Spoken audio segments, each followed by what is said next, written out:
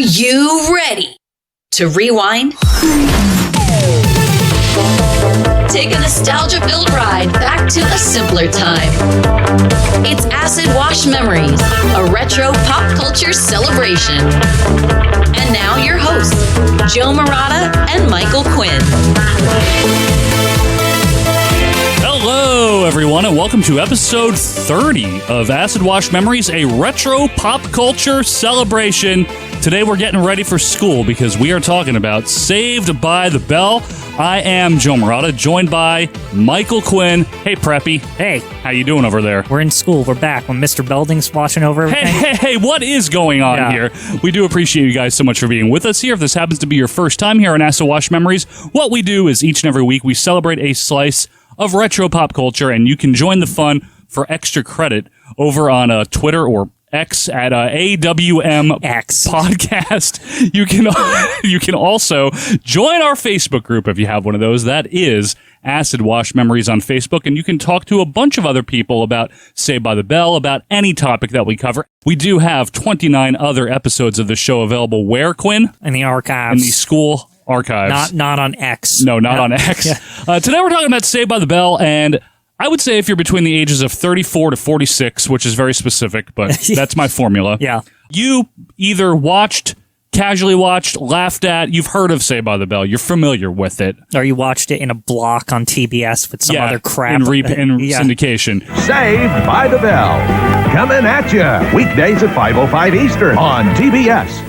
This show aired from 1989 in its true earnest format. 1989 to 1993, it had a prequel of sorts. It had spin-offs. It had a successor show. It had a reboot a couple of years ago. It even had ancillary shows like around it that were like copycats, like California Dreams and stuff like that. There you go. So what we're going to do today is celebrate Saved by the Bell. You know, truthfully, I'm going to be completely honest here. I watched it. I've seen every episode. Not every episode multiple times, but several episodes a lot. I feel like I've seen every episode somehow. I definitely have. Way. Yes. And I'm going to tell you the truth. I think it lives up to its theme song.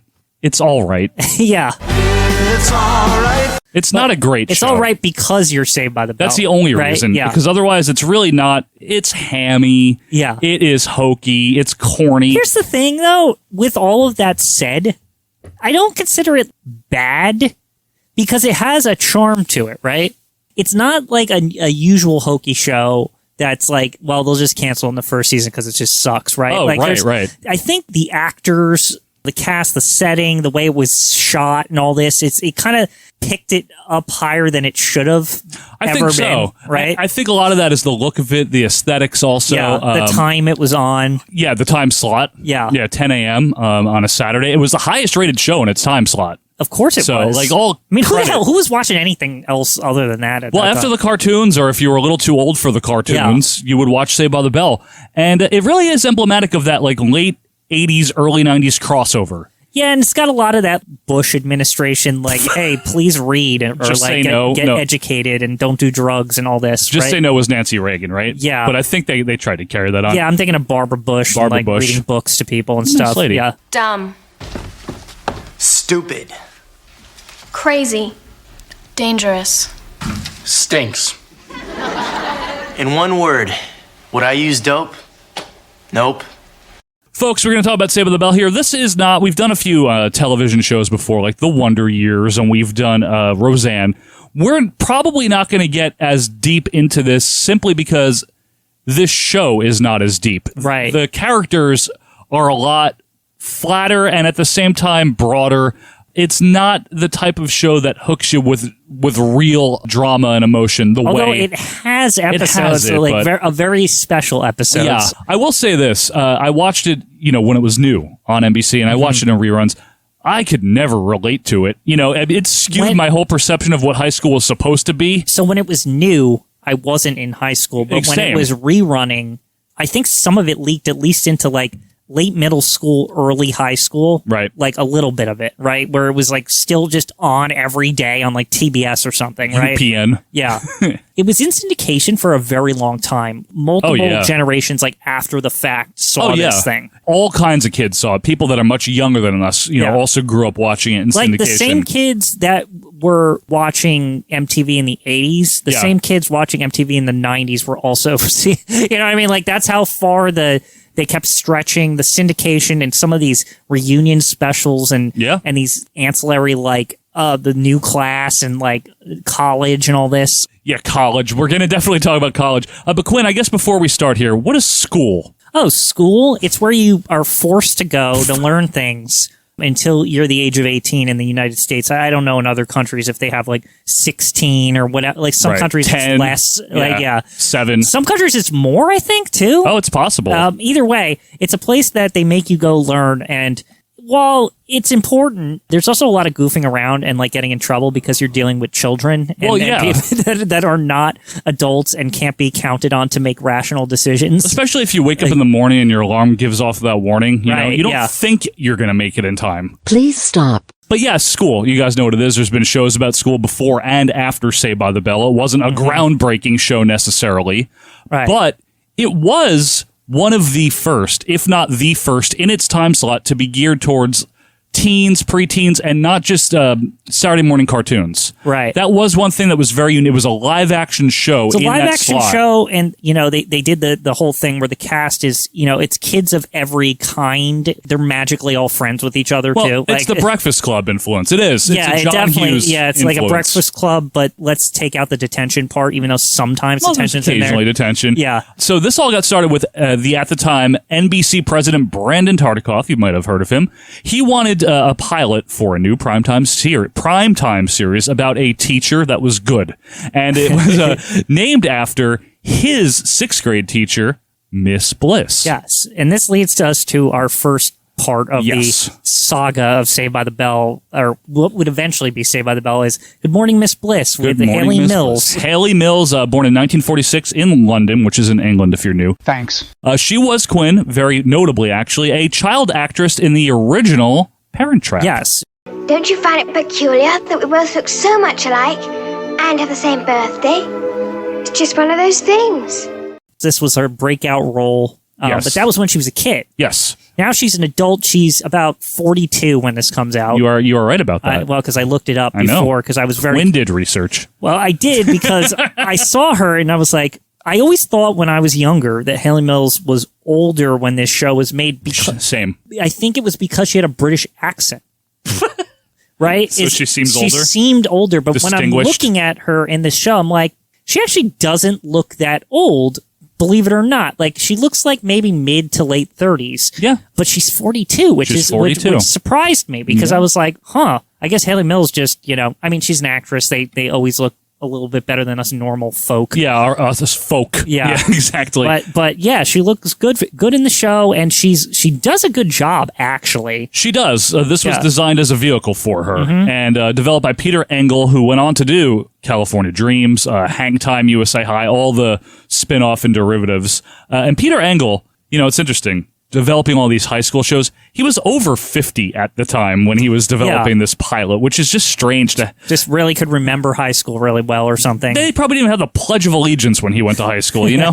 I like how because it's a show about high school, it's important how old the actors and producers and all the people are because they have to have like an actual beat on like what is even going on. Cred. Yeah, right. You it's do. like you got to be at least close to like you have to know, like either straight out of high school or something to relate to these people, or at least have like a kid in school that can feed you tips and things about the way the kids talk. What's and stuff going on now. over there? Exactly. Right now, yeah. How do you do, fellow kids?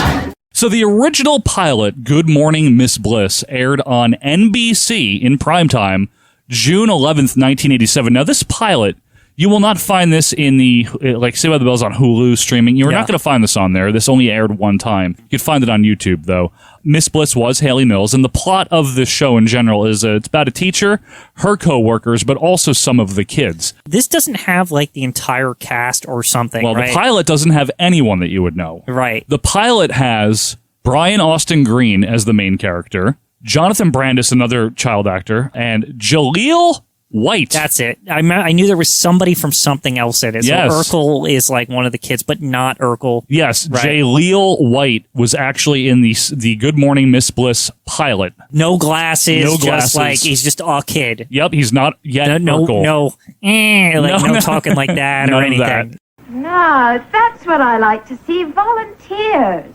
We'll start with you. Hi, I'm Bobby Wilson. This summer, my father packed all 7 of us into our minivan.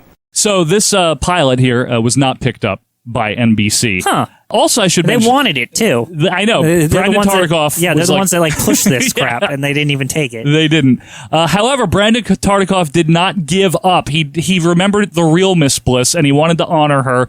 So he was able to broker a deal with the Disney Channel Right. to air 13 episodes of the Good Morning Miss Bliss series. Now, I want you to keep something in mind.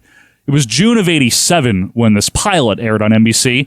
The retooled Good Morning Miss Bliss debuted in the fall of 1988. Now, you guys might have seen this show in Saved by the Bell form. Once we hit syndication, they changed the opening, Right. and they made it the Saved by the Bell opening with scenes from the Good Morning Miss Bliss, and they used a voiceover narration that wasn't her Right. to kind of explain this is when we were in junior high. It's very strange. And what I think we should do is just take a quick listen to the original Good Morning Miss Bliss theme, because I bet not many people have heard this one or remember it.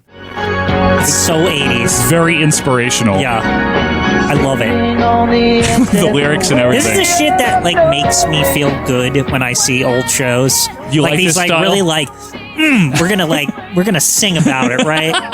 It's like so heartfelt. Very heartfelt. It's back when people cared, man. Yeah, well, you know, the Bush administration, Yeah. obviously, and the Reagan administration. But no, in all seriousness, this is not what they use on the syndication packages or the way you would consume it now. Right, yeah. It's rebranded as Saved by the Bell, the junior high years. So I just wanted to give a quick shout out to Miss Bliss. But besides Miss Bliss here in this retooled show, we have someone for 8th grade class. Now, this school is JFK Junior High. Now, Quinn, who the hell is John F. Kennedy? Yeah. Who the hell is John F. Kennedy?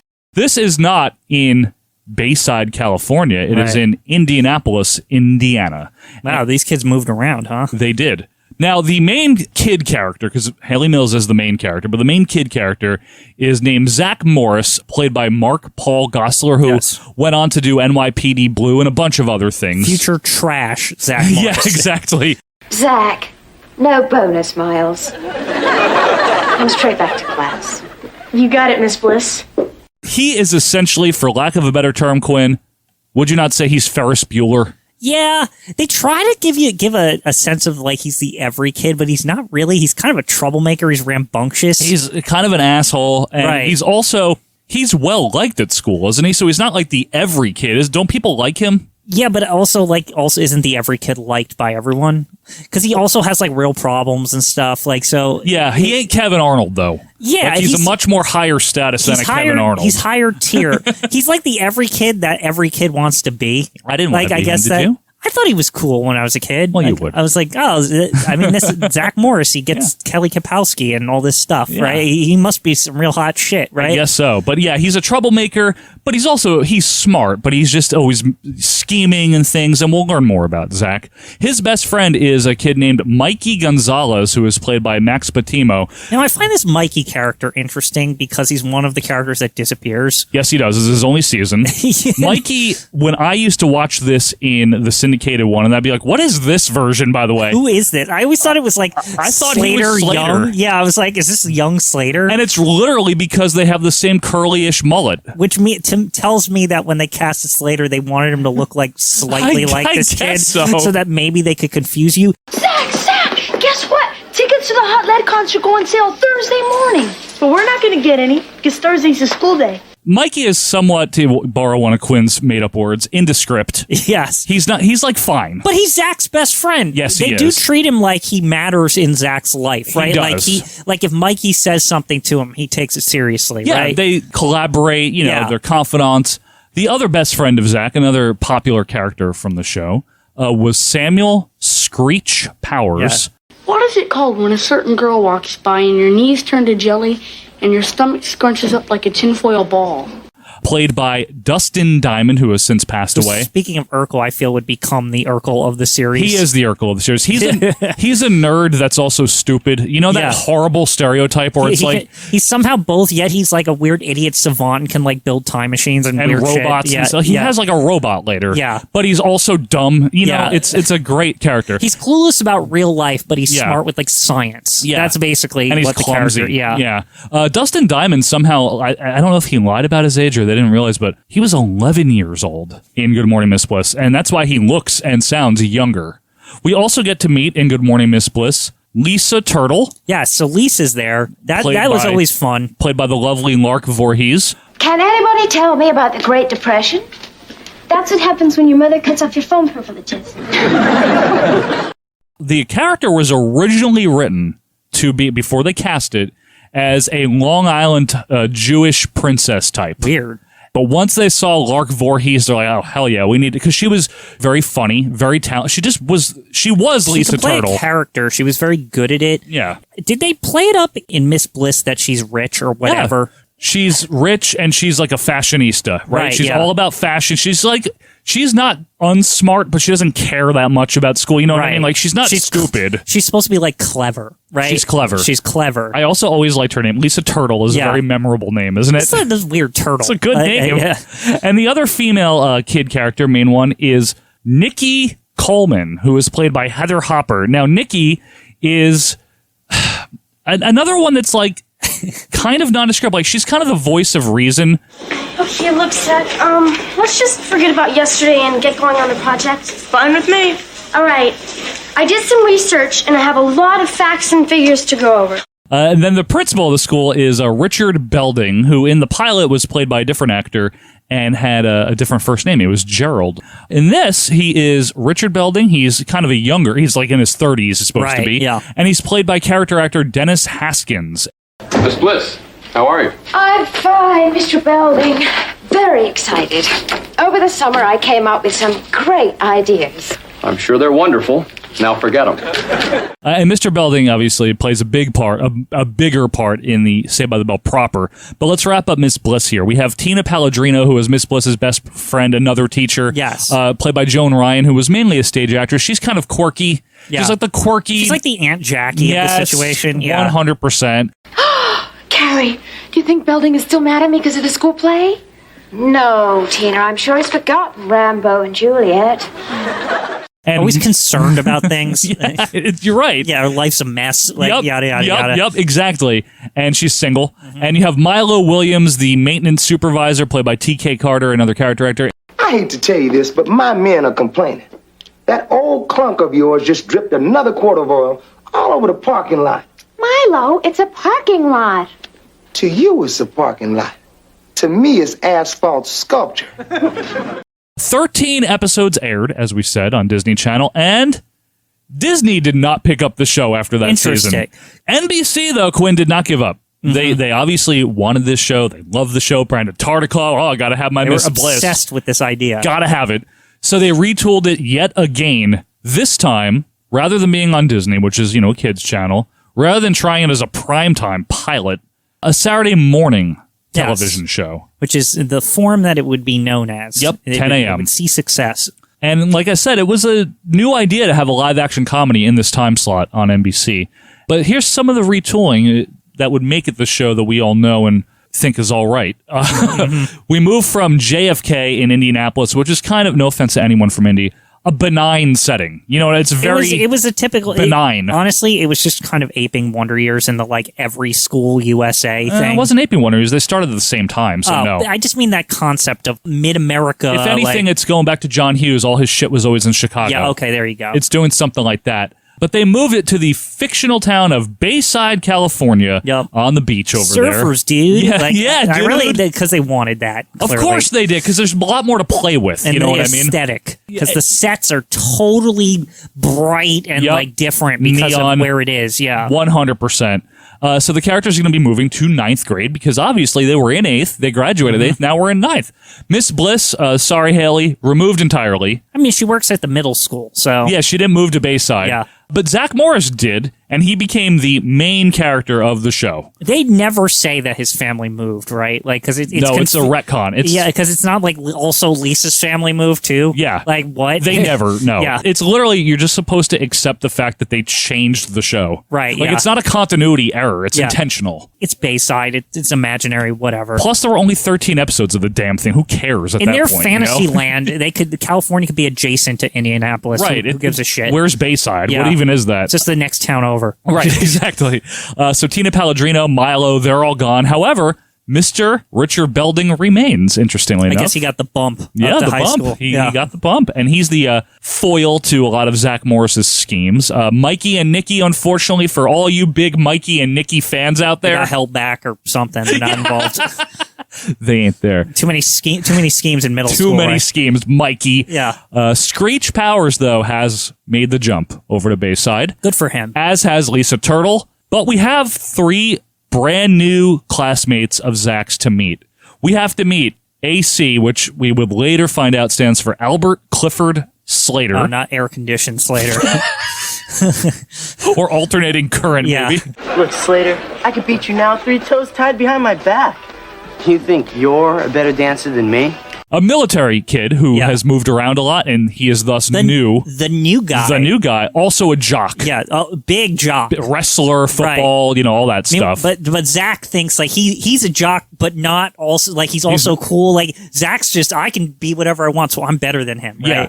Well, and they are rivals at first. They foil each other. Yeah, they foil. Oh, there's a lot of foil. Aluminum foil Slater. Yeah. Anyway, he's played by Mario Lopez, who you might know from hosting things. Hosting lots of things. I'll tell you what, though. Being on Dancing with the Stars, all sorts of crap. He's probably the guy that worked the most afterwards. I think so. Or at least Zach Morris was more respected afterwards as an actor. I think so, but give Mario Lopez credit in that he's carved out a niche for himself. Oh, he'll never go. He's like embedded in the ABC canon. Yeah, you normally have to be, Mark McGrath to accomplish what he's accomplished. I envision that once Mario Lopez is old enough, they'll give him the New Year's slot. He seems from Seacrest. Once Seacrest is retired, then so we'll get gray hair Mario Lopez. I don't know if we're in the snow now. And hey, Preppy, we're in the snow. Yeah. But I don't know if he'll ever let himself go. He is like 50 and he looks the same practically. True. Anyway, you know who he is. We also meet Jesse Spano, who has been, again, this is a new show, even though we're using elements from the previous. This is Zach's best friend since first grade. Right. This retcon, right? Is that Jesse Spano, who we've never freaking heard of ever. Oh, me and Zach are tight. Yep. Like, I am Zach's best friend, not girlfriend. And that's, never. I feel like they do this with Jessie to distinguish her, right? Because Zach's always chasing after girls. Yep. But Jessie, not Jessie, because Jessie is like his friend and he's known her long and he's not going to do that to her. Yep. He respects her. Right, yeah. Tell me quick that something is wrong with the scale before I hyperventilate. Jesse Spano is somewhat of a feminist and somewhat of a caricature of a feminist. Right. And she's played by Elizabeth Berkley, who you all know from Showgirls, that hit movie in 1995. Uh-huh. And she's so excited to be in the show. She is so excited. And, of course, what would a teen sitcom be without the love interest? The girl next door, the dream girl, whatever you want to call her. Kelly Kapowski, the cheerleader, the popular girl, the prettiest girl, played, of course, by Tiffany Amber Thiessen at the time. Of our age group did not have a crush on Kelly Kapowski. Oh, Come guilty. on. Guilty. Guilty as well. Of course. She was, man. Woo. She was woo. Yeah. Are you really that much better than him? Kelly, every summer while the other kids were playing baseball, I was at dance camp. Wow, I can't wait. She would go on to 90210. Right. She would go on to some movies and things like that. And she's Zach's main love interest. It's a Kevin and Winnie. Yeah, they're on again, off again. It's the same. There's Slater in the mix, like briefly. Yeah, but he is. You're right. Yeah.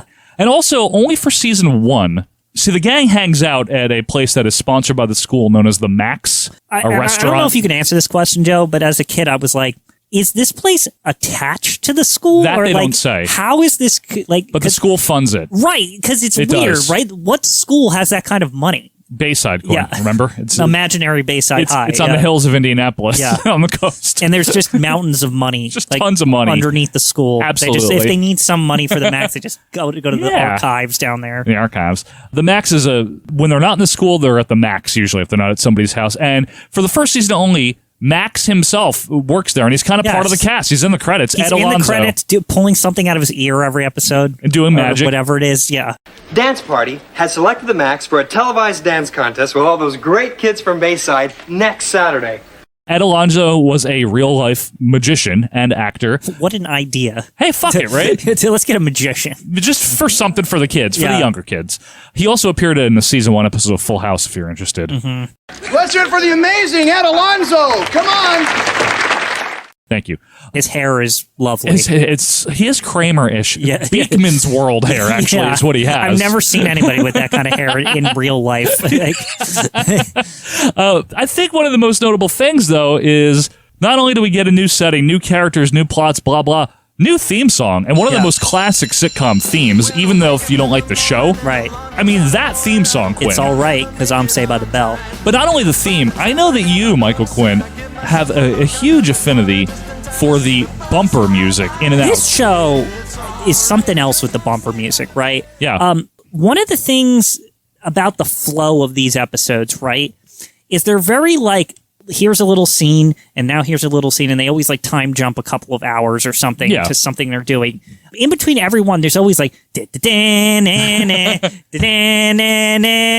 there's like, like the surfer one, and like there's all these like, like at the end. Yes. Like there's always a bunch of these.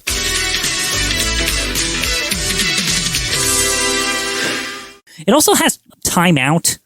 Yeah, well, which is another aspect to it. One of the things about Zach Morris is, much like Ferris Bueller, he kind of hosts the show. He breaks the fourth wall. He's the narrator and a player in the thing, right? All at the same time. And he calls timeout, which is where everyone freezes except him, and he tries to explain something or get out of the situation. If there's some backstory needed on like. I'm pretty sure when one of them he explains that he's known Jesse since first grade, just to give you some background why this situation is happening. Absolutely. Right? Time out! Let's be very clear, Quinn. This is not the highest budget because of its target audience. And I don't mean that disparagingly, but it's for kids, right? So we're not trying to make really high-quality television here. We're trying to churn out stuff that the kids tune into so it wins the ratings slot and gets advertising. That being said, about the budget, though, I have to give some credit here because this show's got a lot of heart.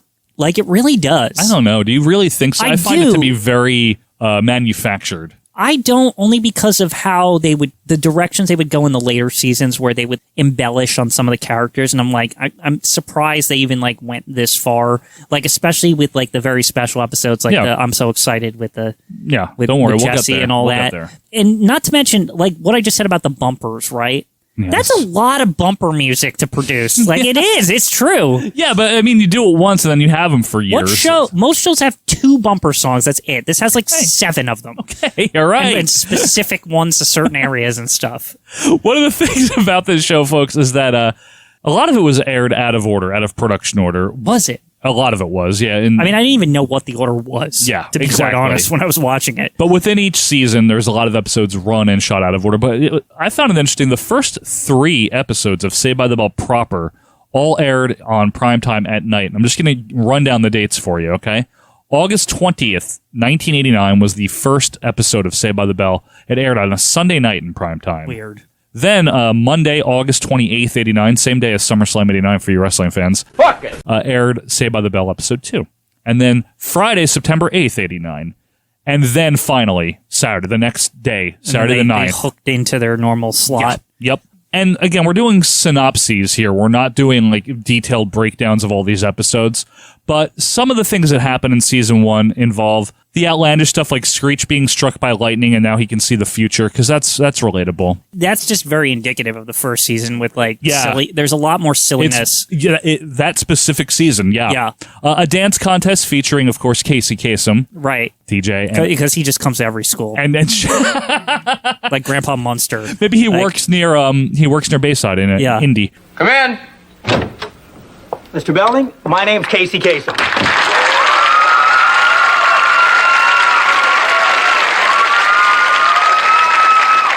to talk about the dance party at the Max. Details coming up right after I return.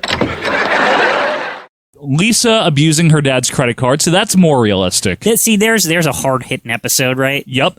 Zach runs against Jesse for class president. I remember that one. Remember that one? Yeah. There's also, this is a goofy-ass one, where Zach hears about in school subliminal advertising, and it's not the way that it really works, but it's like, it's people listening to a tape, and then they would put like a message in there. Right.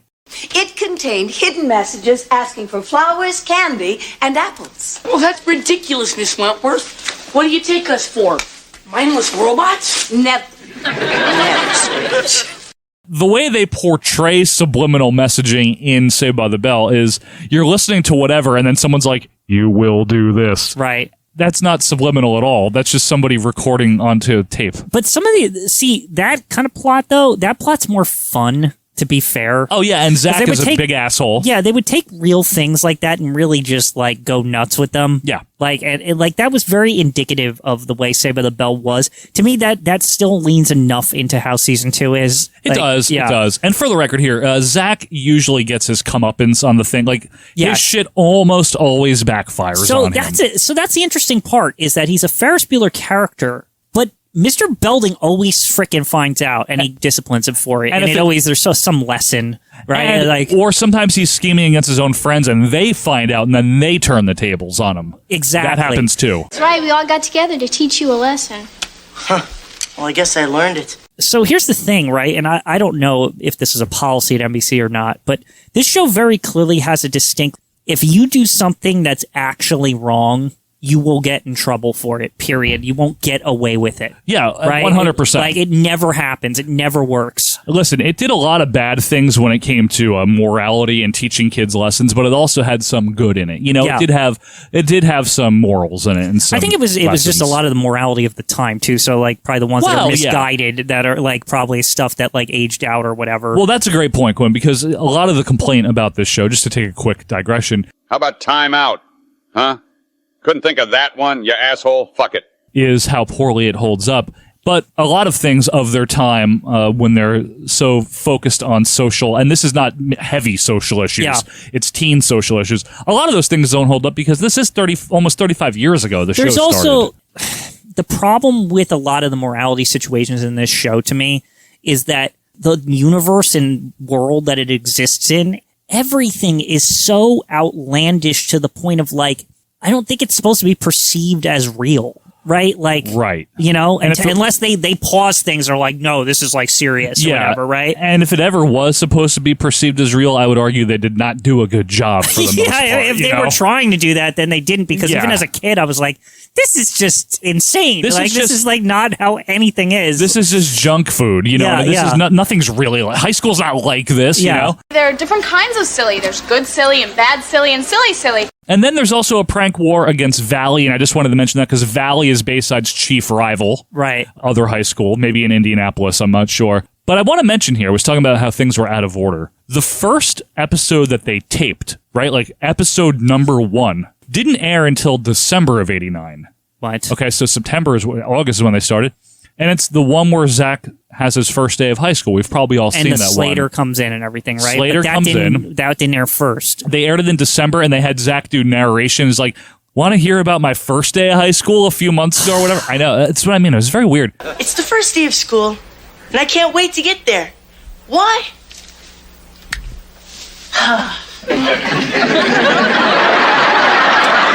Kelly Kapowski loves volleyball, windsurfing, and soon me.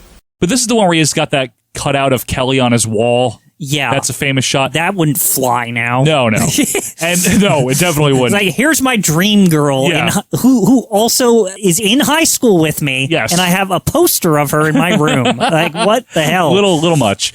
Zach and Slater are rivals for most of the first season.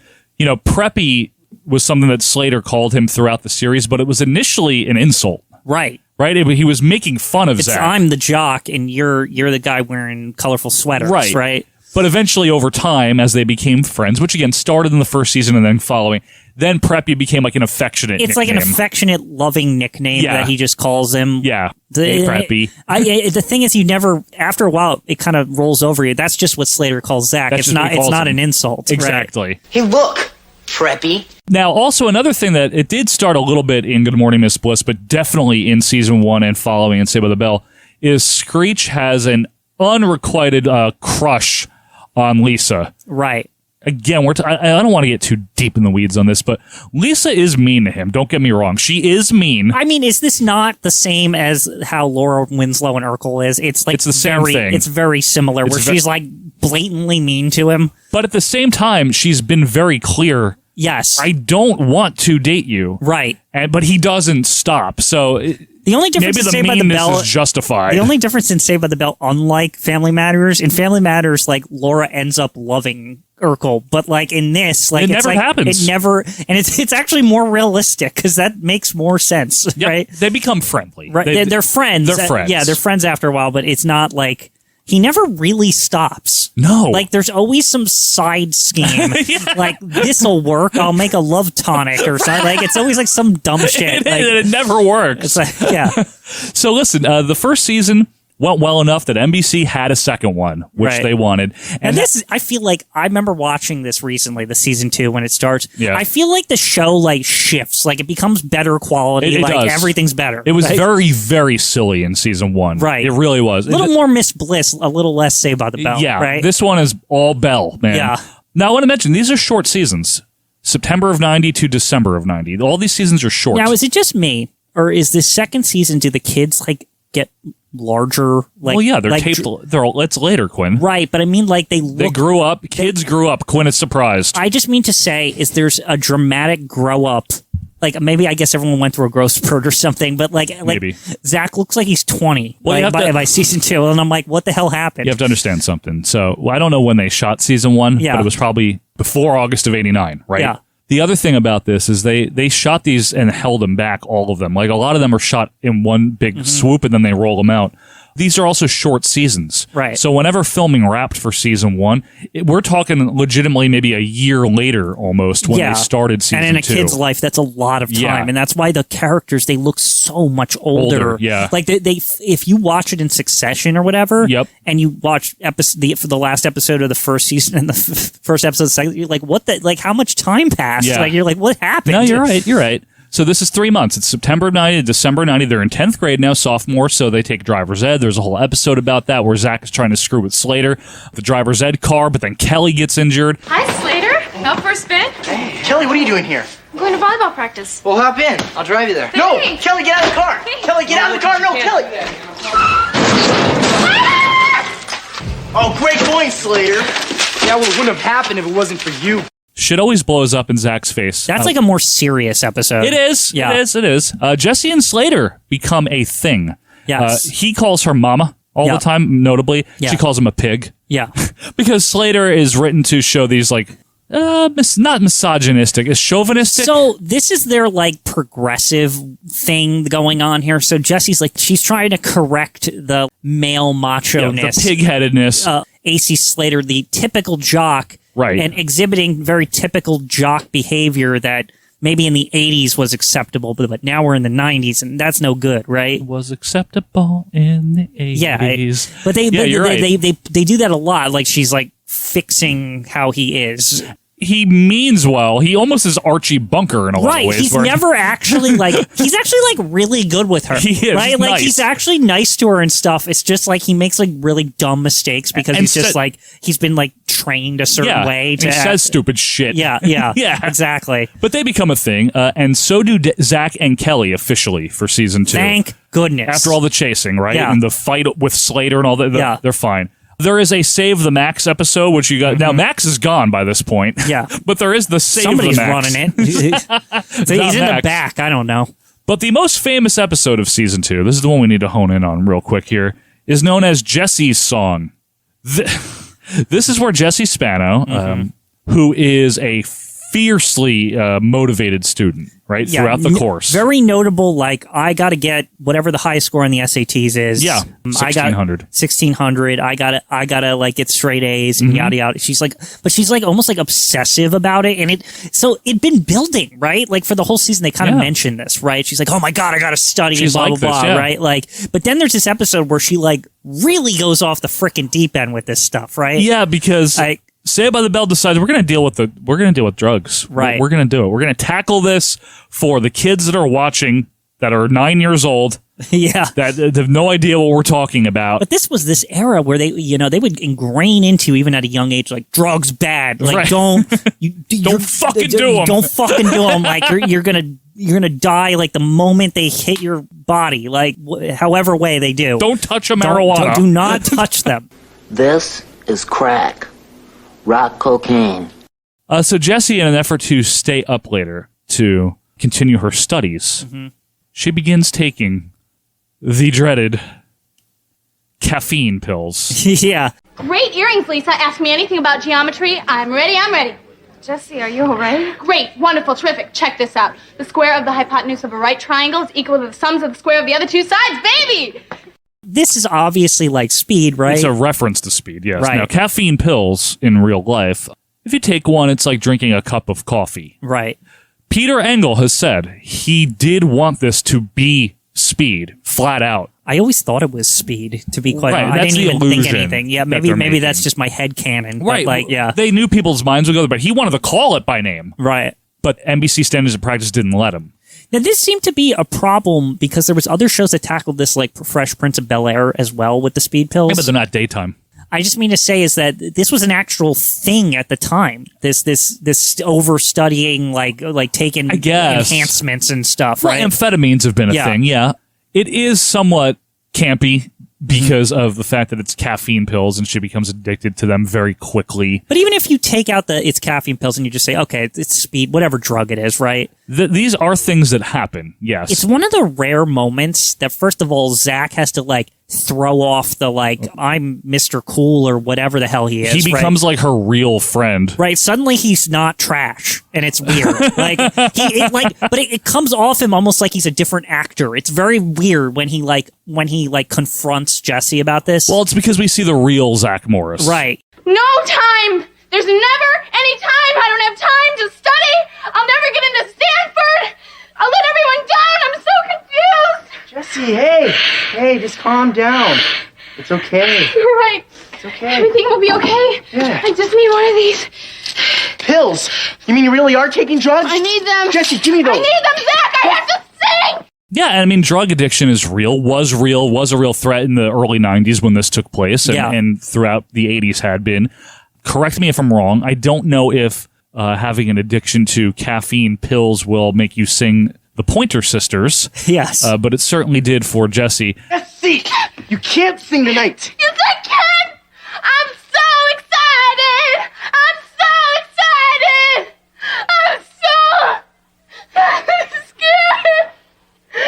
Jessie. Come on.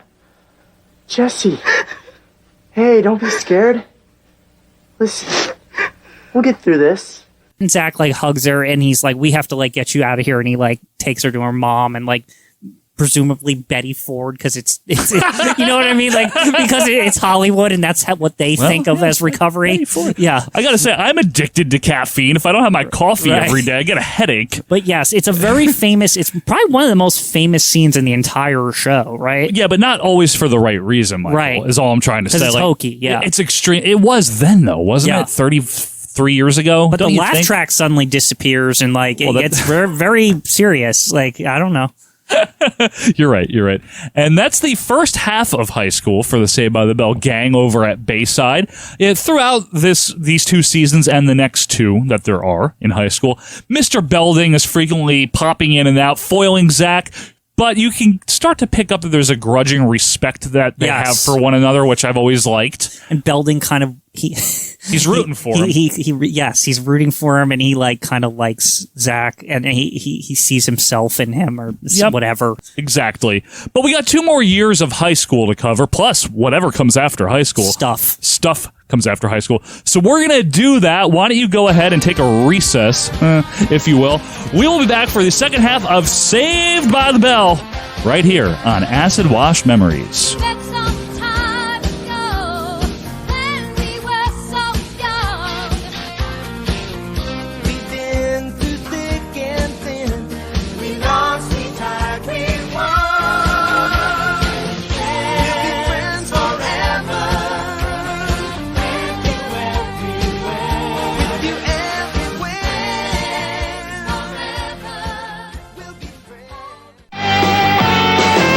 By the Bell.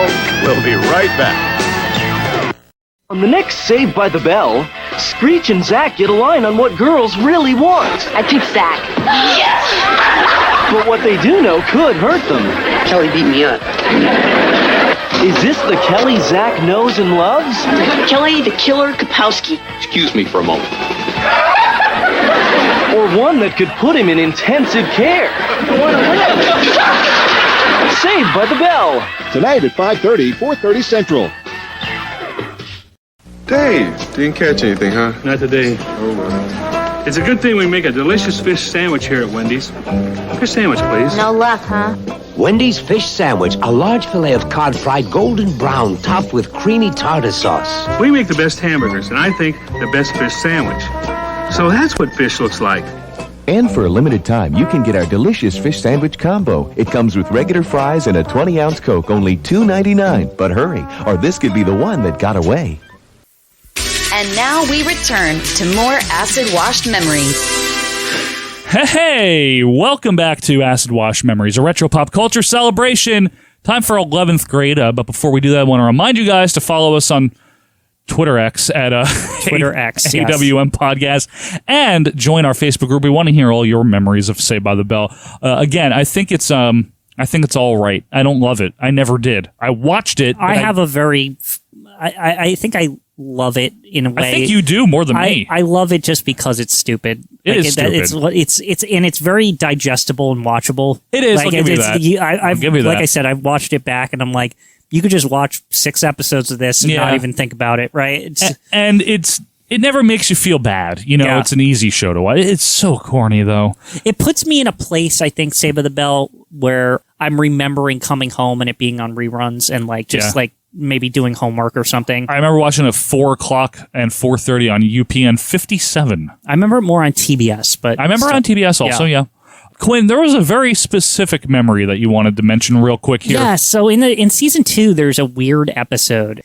They're trapped in a mall overnight because they wanted to get a gift or something, and like they messed up, and like they're running away from something. I don't know. What kids can relate to this? What does that have to do with anything? It's such a weird episode, and it's so weird to the point where there's a point where Kelly starts yelling at Lisa for like forgetting or getting them into this mess, or because they wanted to stay at the mall, and she breaks out. She says something to the effect of like, "Oh, you left that in the bag," or whatever. Like her like some thick ass Minnesota Midwestern accent, or maybe even Boston. I don't know where she's from. That sounds like Jersey. It just leaks right out, and they don't edit it out. And I always found it extremely funny, and I remember it. And I think I saved the clip at one point. I just always found it amusing. Lisa, why'd you have to be so nosy? Pick up that bag. Tiffany Thiessen's from Long Beach, California, so I don't know what that accent is. I don't know where it came from, but she says bag. And it's amazing. Angry video game nerd is bag. Pick up that bag. Anyway, listen, high school is 4 years if you're lucky, right? And we've covered 9th and 10th. Now they're juniors here as we go into the just third moving season. Along here and Saved by the Bell. Rate of play, right? Once again, these are short seasons, September 91 to December 91. That's it, which I guess they did that for economy, efficiency, because they reran these tons of January to May in the whatever. This show was like always on. It was always on. It was like I said, reruns or wherever. You know what? That's a good opportunity for me to say, Quinn.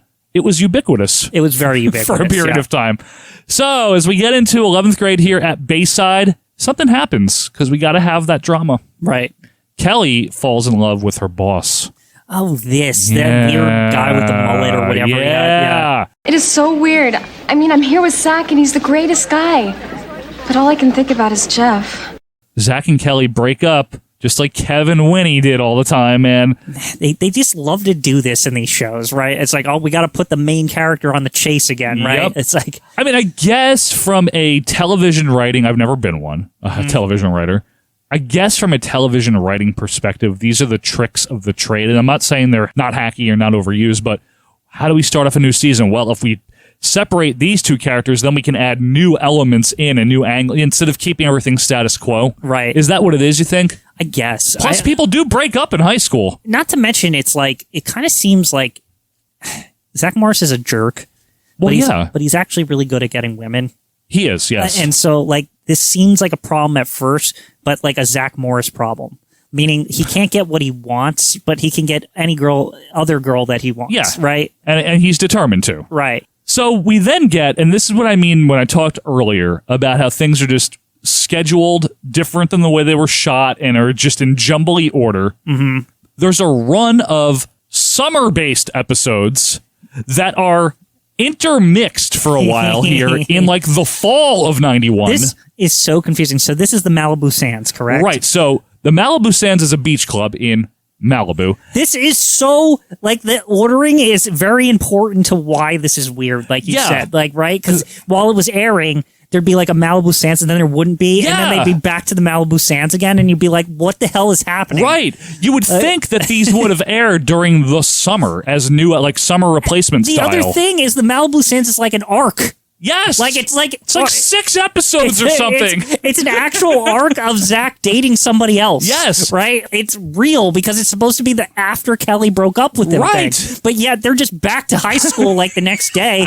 And then it's like, hey, you know what? High school got bored. Let's go back to the Malibu Sands and continue my romance with the King of Queens girl. Okay, so let's talk about her. So the guy the boss, they all get jobs there, right? Kelly and Slater are lifeguards. Yeah. Screech and Zach work at the beach club. It doesn't matter, right? They're bullshit jobs. Right. They're just it's always like play volleyball today with the guests or something. I like that episode. It's Mr. Carosi, which is Ernie Sabella, who is a character actor that you might know for you Seinfeld fans. He's the fat naked guy in the Subway episode, which is a season 2 episode, or maybe 3. He's very 90s. I saw him all over the place. You got something against the naked body? I got something against yours.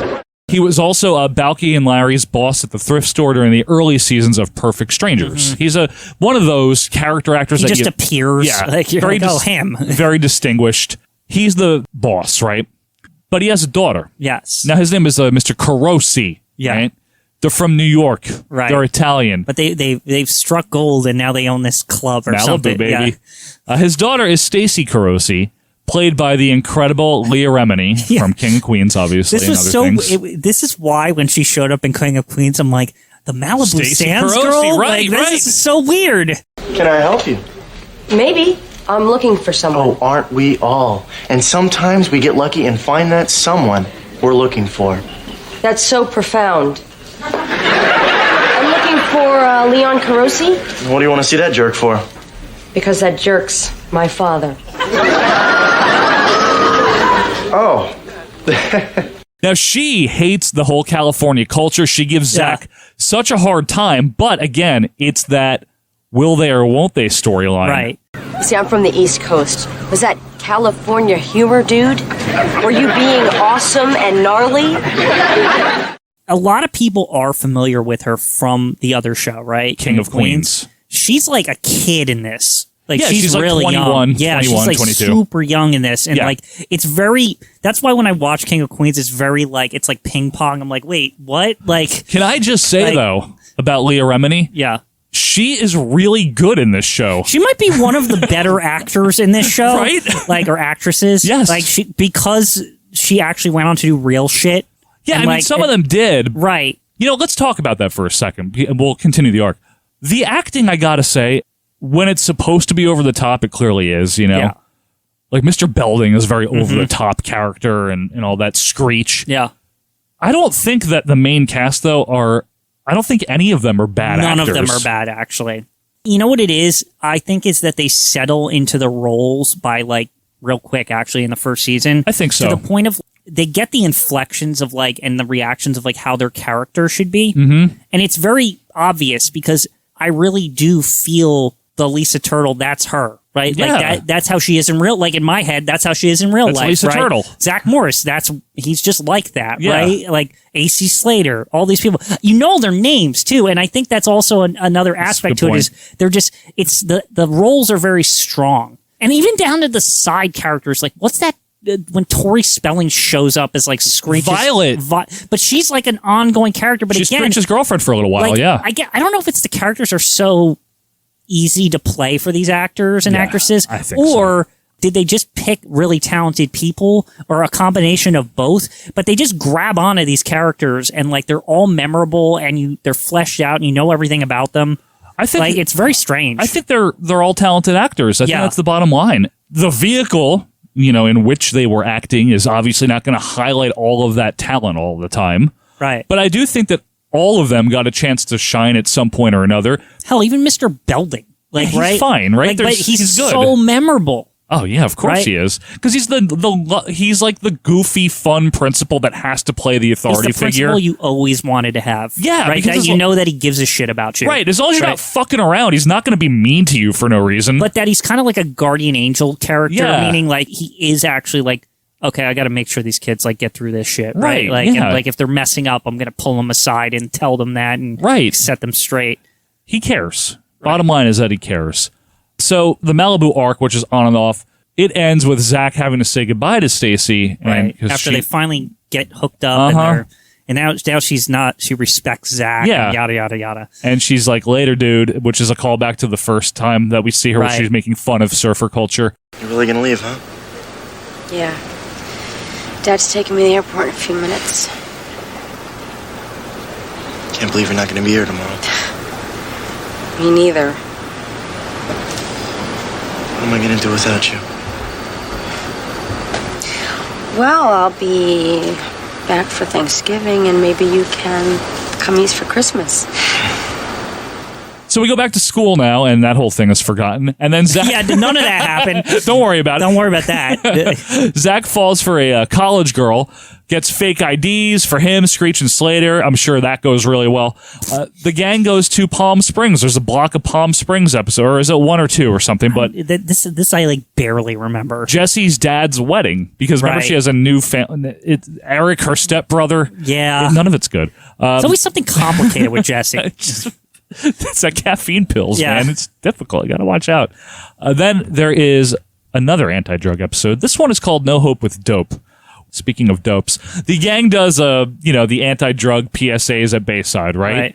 And they find out that this fictional teen idol who's coming to be a part of the PSAs, he's been the one that's smoking weed at Bayside. The weed, Joe? The weed, the marijuana. Pick up the bag! Now this is an episode that now that it's legal also ages. Yeah. It's like, oh, It's not its fault though, right? But yeah, you're right. It's almost like the marijuana has been relegated to caffeine pills because of the laws have Yeah, changed, right? Exactly. It's It's the same shit. Yeah. You know how they say never meet your idols, you know? Well, Right. Kelly finds that out the hard way because he tries to get Kelly to do the weed. Come on, Kelly.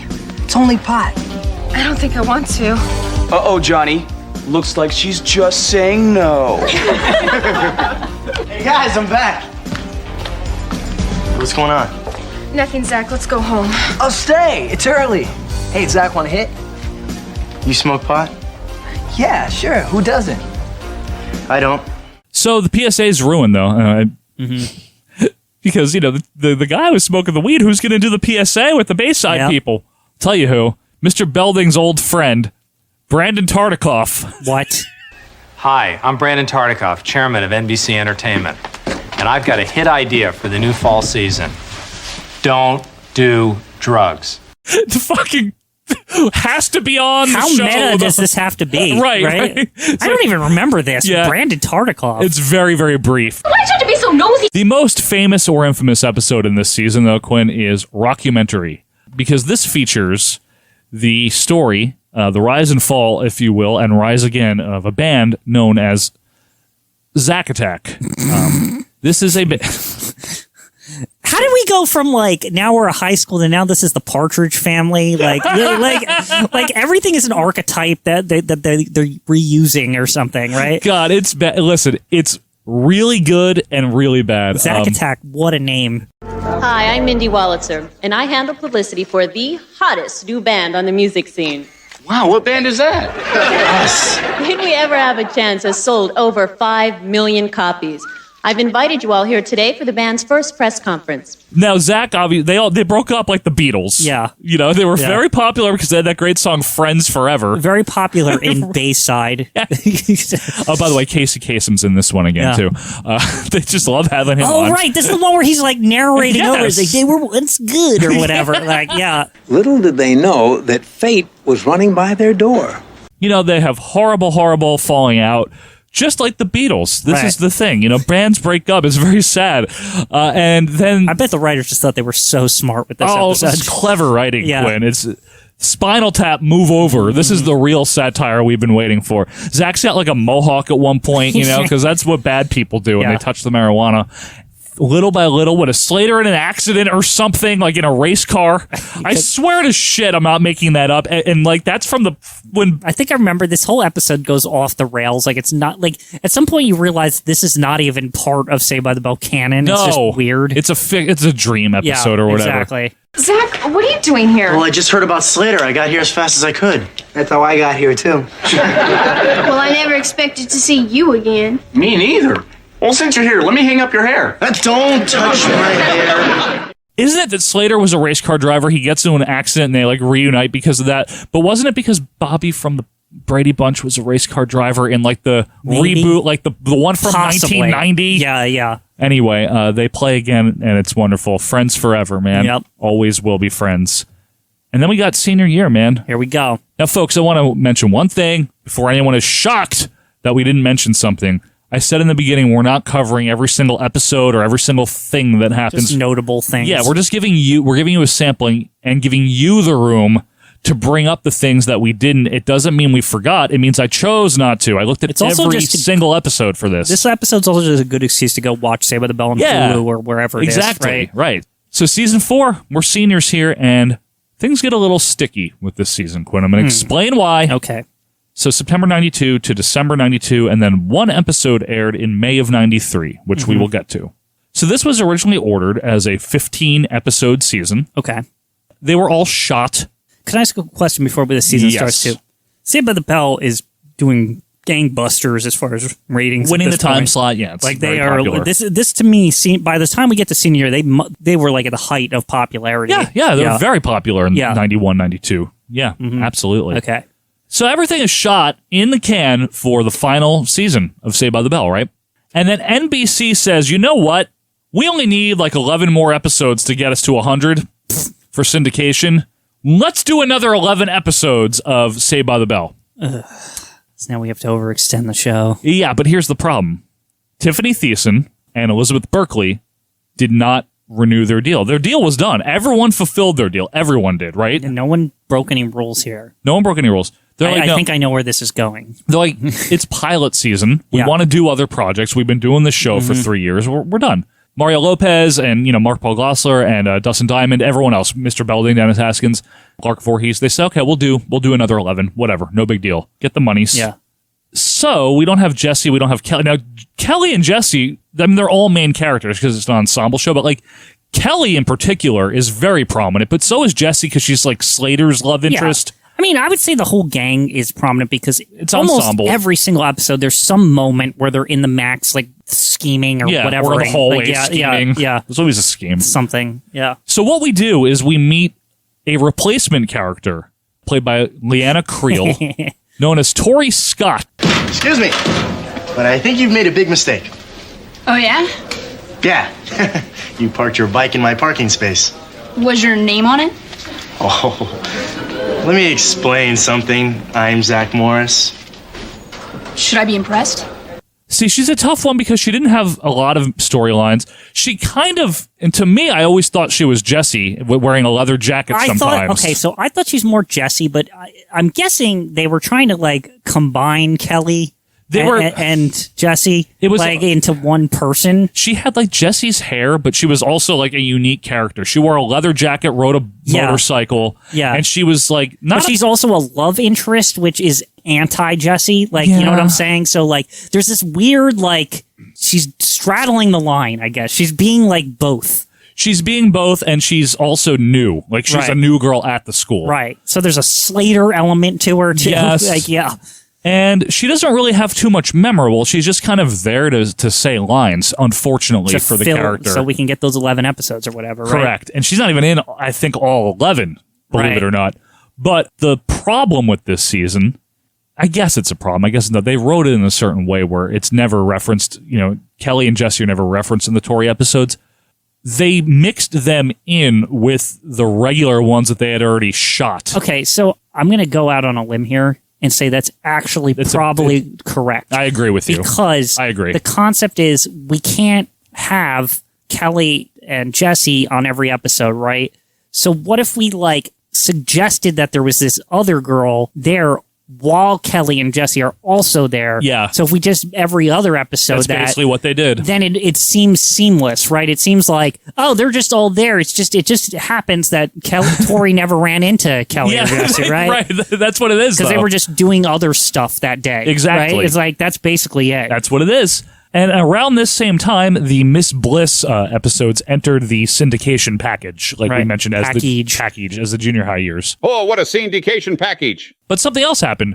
We had our first Saved by the Bell movie, which everyone was clamoring for, and I'm not being funny, the kids wanted it. Yeah. Saved by the Bell Hawaiian style. Yeah, now this is very interesting to me. This is a made-for-TV movie. This would play later. Now, I always got the impression that this took place after the show. It's right in the middle of their senior year. That's it came odd. out. Yeah. Like the fall of 92. You guys, this is going to be the greatest vacation ever. 2 weeks of fun in the sun. After 9 months of school, we deserve it. Hey, Belding wouldn't mind if you stayed here, Zach. The plot line here, I don't want to recap it all. Kelly's grandfather has the Hideaway Hotel in Hawaii, of course, and the whole gang is invited, all 6 of them or whatever. And of course, because this is... Not Tori. She's not invited. She's not invited. They don't even know her. Yeah. Of course, because this is based on a sitcom, this movie... Mr. Belding finds his way to Hawaii, unrelated, Mr. Belding, hey, what is going, that bullshit. Hey, I'm on vacation. Why are you here? Exactly. One of those things, right? What are you doing in Hawaii? Summer school. What else? My grandfather's owned a hotel here for 30 years, and this visit he said to bring along my friends. So, here we are. Nice shirt, Mr. B.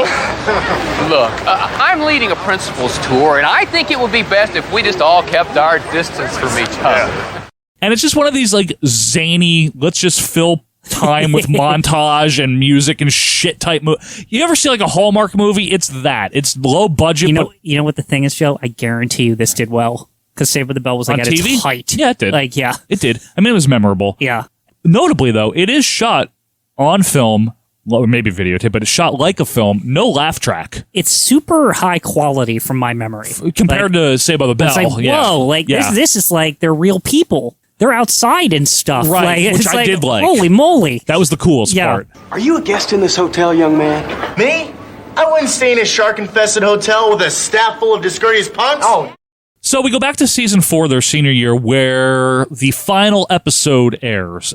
This one does have Jesse and Kelly, because it was shot when they had them. They had to at least conclude, because they've been around the long longest, time, right? Yeah.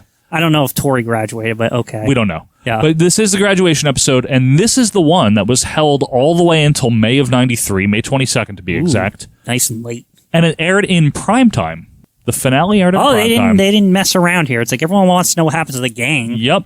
It's got some, high stakes graduation bullshit. Zach needs one more credit to graduate. Of course he's the one in that situation. Right. That's just so that he can screw around with Belding and they can have a moment or whatever that's at the exactly what it is. Yeah. So he does ballet to get his credit. Of course it's dumb. Meanwhile, Jesse desperately wants to be the valedictorian, which should surprise nobody, right? But Screech has a higher GPA. This extra secret reveal at the end that Screech has secretly been racking up the scores on his tests. So he lets it known to Lisa, and Lisa and Screech actually have a nice moment. I think she kisses him on the cheek, and it's just happy. You know what I mean? Goodbye, Lisa. Goodbye, Screech. Oh, I'm so happy. I'm so sad. But then Jesse's being a big jerk about that, and Lisa's like, hey, that nerd let you be the valedictorian, and she finds out. Lisa, I thought you didn't like him. Why did you kiss him? I'm gonna miss him. He's a real decent guy. Lisa, he once got dressed and then took a shower. He may be decent, but he's still a dorky guy. Yeah, well, if it wasn't for that dorky guy, you wouldn't be valedictorian. What do you mean? Forget it. I promise not to tell. So we have the graduation ceremony, and Jesse's giving the speech, and one of the first things she says, Well, that student deserves to stand here today. So, now let's hear from our real valedictorian, Screech Powers.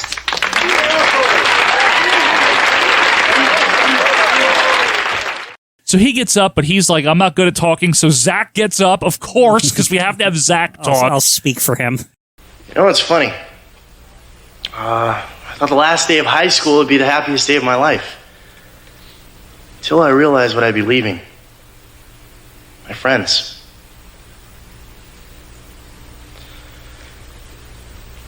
See, that's what Bayside means to me. Not just girlfriends, though I'll miss all 86 of you. No. I'm talking about those people who are always there when you need them. They get their diplomas, and Belding has a great line to Zach. You know, son, you've got something very special inside of you. I hope I'm around to see it when you let it all out.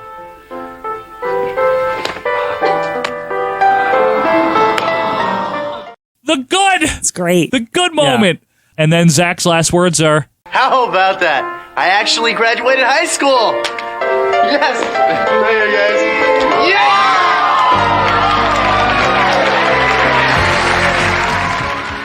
But this is not the end of the story, Joe. No, so when we leave off here, the gang is all headed in different directions to college. I'll tell you where, okay? Screech is going to Berkeley, in California. Lisa, very fittingly, going to the Fashion Institute of Technology in New York City. She should. As she should. Kelly is going to California State University, Northridge, staying local. Very Kelly. Very Kelly. Jesse going to Columbia University. Mm-hmm. Slater on a wrestling scholarship going to the University of Iowa. Mm-hmm. Very proud of him. Fantastic. And because of the SATs, which this was another plot point where Zach did much better than Jesse. Zach got like a 1502. he did like good on them, even though he doesn't give a shit about school. So he got a 1502, so he got accepted into Yale. God, I forgot about that episode where like Jesse is so mad. Yes. Because Zach didn't even freaking try. He didn't try. So, of course, on the same day that we find all that out and the graduation episode aired, right afterwards we got the pilot for Saved by the Bell, the college years. Wait, it was the same day? Yeah. But I thought they're all going to these different places. How the hell do they end up in the same spot? Just ignore that. Just forget about it. And everyone's hair is different, too. Yeah. So Saved by the Bell College Years is a separate show, but it is a spinoff, right? Now, this show, and maybe you've put this in my head, this is more like Friends or something. Like, it's totally like... I never said that, did I? But no, because you made that opening where you use the theme of it with Friends. But it made me think about how this show is framed very differently. It's not the same. It's not the same. It's not the same at all. It's the cast. They're in college, but it's more of a like... I want to say it's more how like Sabrina the Teenage Witch became after she went to college, where it was like more just like big kid stuff, like Boy Meets World, maybe. Yeah, Boy Meets World or whatever. Like it's like just more normal plots, not like weird shit. Normal, right? yeah. Let's talk about it here. So this started in '93. The pilot was May, and then it started in the fall season in September. Inexplicably, Zach, Screech, and Slater are all enrolled now at the fictional California University. Don't worry about it. Well, here we are, California University. That's right, I'm in college now, living in a co-ed dorm. Now, the operative word here is co-ed. Now, that means chicks. Not only are they in the same school, they're in the same dorm, and the dorm is very, very large. It's a TV dorm. It's spacious. It's an apartment. It's also high quality. Oh, God, they have a kitchen. Way too good. Way too good, When I saw this, and then I saw my friends, because I didn't live at college. I commuted to college. I didn't even go to college. But when I went to my friends to visit them at college and went to their dorms, I'm expecting, there to be a guy with greasy hair, like, blocking the way, that used to play football for the school, and, like, that they'd have all these amenities and, like, all this stuff. And it's not like that at all. No, it's cement. Yeah, it's terrible. Like these tiny, terrible rooms. Yeah, and horrible. It's very sanitary looking and horrible. shitty. Like prison almost. Yeah. So they got the three guys on one side. They share the common area. On the other side are the females. And we've got all new characters here. We have Leslie Burke, who is played by Anne Tremco. Leslie is blonde and smart and kind of written as a love interest initially for Zach or Slater. There is Alex Tabor, who is played by Kirsten Warren. I most know her from being killed on Independence Day. She's on the roof waiting for the ship. Oh, and yeah. She's a chick with the short brown hair, right? Reddish hair, yeah. She gets killed in Independence Day. And Danielle Marks, played by Essence Atkins. And we don't get to know much about Danielle, and I'll tell you why in a second. Hi, I'm Alex Tabor, theater arts major. Hi. Now, what are you doing in our room? Well, there's 3 of us. There's 3 beds. What's the problem? You are. Get out. Hi, I'm Danielle Marks. Hi, Zach Morris. Welcome to our room. I'm rooming with 2 girls. What a coincidence. So am I. Now, their RA is Mr. Rogers. Now, I don't mean Fred Rogers. Not him. Although we do have a great episode about him available in the archives. Hi, I'm Mr. Rogers. Oh, I watch you every morning. You're a lot bigger in person. It's Michael Rogers, and I'm your resident director.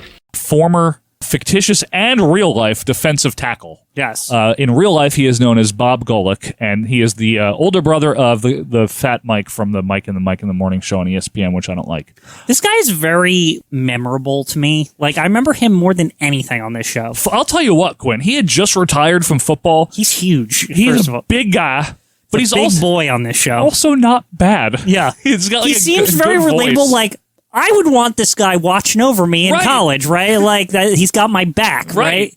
He ain't gonna fuck around. Yeah, and I'm in his dorm, and he's not gonna let anyone screw with me, right? Right, it's yeah. like, I'm Mike Rogers. But if he tells me I'm doing things wrong, I'm gonna listen, because he's gonna kick my ass, exactly. right? If you've got any problems, any questions, anything, you come to me. So you're kind of like our mom. Your mom? Did your mom play linebacker for the 49ers? Well, she tried to, but she was cut. Michael. Can I call you Mike? I'm Zach Morris. I'm sort of like the unofficial spokesman for this suite. Now, we're here to make your life easier. Anything at all that you... Cool it, kid. I've seen it, lived it, and done it all. So please, don't think you can con me. So the pilot revisits some familiar territory from the Saved by the Bell pilot in that you got Zach adjusting to his surroundings, falling in love with Leslie immediately. Yeah. However, in season 2, or episode 2, which is in the fall season, we find out that Danielle has transferred already. Uh-oh. And replacing her to live with Leslie and Alex is none other than Kelly Kapowski. Of course. Guess who's here? Sorry, the wet t-shirt contest was canceled. Screech, it's me, Kelly. Kelly? What are you doing here? Hey, I'm going to school here at Cal U. I was on the waiting list and they just called me. Now, Kelly Kapowski in full Melrose Place looking hair mode, right? She's like totally different looking, right? She's on Melrose, she was in 90210. 90210. I think she was on both. Probably, because weren't they in the same universe? Yeah. Yes. But either way, now she's like a bombshell in this show. Like suddenly, like totally different. This was a coup. Yeah. And as much of a coup as the show warranted. Oh, this was a coup, but all it's right. Coup. Because honestly, without Kelly, no one would have given a shit about this show. Right. Sad to not see Lisa. I did want to know what was going on there. Right. This show... Man, what a coup, though. Kelly was a coup. Yeah. Yeah, absolutely. The show aired in primetime, not just once, but that was its time slot, which, you know what? Let's talk about that, Quinn. What do you think of that decision? Because to the common television audience, Zach Morris and the faces, the names, were associated with daytime kids shit. Yeah. So what do you think of moving this to literally the late night, the primetime lineup? So I'm okay with it. And to me, a lot of it has to do with the fact the characters are old enough. They're in college. They're adults. They're in college in real life. There's real consequences and stuff. Like, they're not kids anymore, right? Mm-hmm. Second of all, the way it's shot, it's like slightly dark. It's not bright and cheery. No. Like it's a little bright in the dorm. For my liking. I guess it looks like a set on any other sitcom of the era. Okay, I'll give you that. Like, it doesn't look wacky like Saved by the Bell and cheap. Yeah. Right. Okay. So this show, and it's got other characters that are really not related at all to the show. Like, correct. Like the guy that's basically Sinbad from Different World. Right. Mike Rogers. Mike Rogers. Like, and that's what that is. It's the same person. And Leslie and Alex. And Leslie and Alex. They're new. Dean McMahon later. She's the dean. Holland Taylor. Yeah. And real. I think the fact that Kelly Slater and Zach are older, they just look like regular ass like people that should be on a sitcom. Like young adults. Right, yeah. Yeah, I'll like give you that. there's not like they don't look like kids, they don't act like kids, they're just whatever. I think you're right. I think the main problem with the show is that the writing didn't catch up to the rest of it. It's still written hokey. It's not really trying to keep its audience, but it also wants a new one, and it's not the 'cause, balance is off. How would you keep your audience when it's on at a different time? It's just like a bad idea. I'll tell in you that what, regard. though. What? One hell of an opening. I was theme. gonna say like, the intro. Holy shit! I will fight for that theme to this day. Yeah. Not just the song, but the clips and the aesthetic of it. It's perfect. That is 90s in my soul. Oh man. my! And it even has the like, it has the do, and it starts slow, and then it's like I'm standing on the edge of tomorrow, but then it does. Sorry, Andrew Rogers. Like it gets all fast, like it's perfect, and then it even ends perfect with the like they're like high fiving or like whatever they're doing at the end. They're like hugging. I don't know. Actually aren't they like walking with their hands in their pockets off a bench or You something? love it so much. Whatever. They're doing some like random ass shit, and there's like today, like, and it like It's a great song. It just looks so 90s. In it a looks, good way, though. Yeah, and it looks in a way like it could be Friends. Like it could be one of those shows. It could be two guys, a girl, and a pizza place. Like I don't want it to be that. I'm just saying it could be one of those if you didn't know what it was. Can I tell you that the opening holds up? It doesn't look cheesy in my It mind. doesn't, because it's filmed high quality. And not only that, if the show was as good as the opening, we would have had something here. I'll tell you what, I watched that show more because of the opening than I get through the episodes. I'm like, oh, these aren't as good as Saved by the Bell. It's but not that damn, I good. wish that theme was on the other show. Yeah. Holy shit. Theme is great. The critics were very unimpressed because the audiences were too. The adult audience found it a little too hokey and corny. Trying to straddle both. Yeah, and you can't have your cake and eat it too. Right. The kid audience didn't relate to They it didn't anymore. understand Right. it. Yeah. So, That sucks, though, that it felt like in between. I know, You would because think there would be an age group that this would be for. Well, you would think it would have potential, yeah. Yeah. But the basic arc of the series towards the end, there's some decent episodes. The Thanksgiving one is where we see Belding, Six from Blossom, and Marsha Warfield from Night Court are on it also. I wonder who's going to be next. Tom Cruise?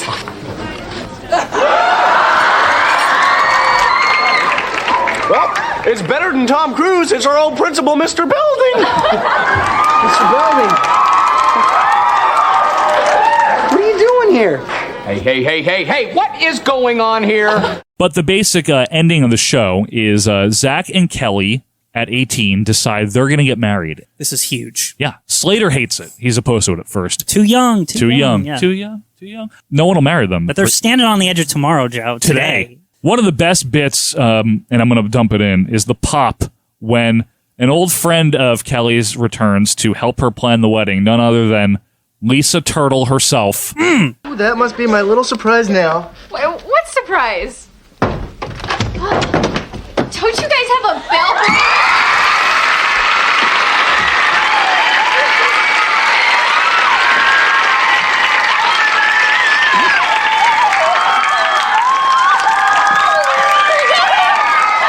What are you doing here? Zach called me. I wouldn't have missed it for the world, girl.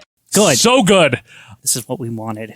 And we end on an unresolved cliffhanger because in February 94 the show is canceled. Fuck. Yes. But they did resolve this, Yes. right? Thank goodness, because I was so upset because I watched this, Joe. So did I. I watched it when it was new. I don't remember if I watched it when it was new, but I watched it I watched new. all of it, and I remember getting to the end.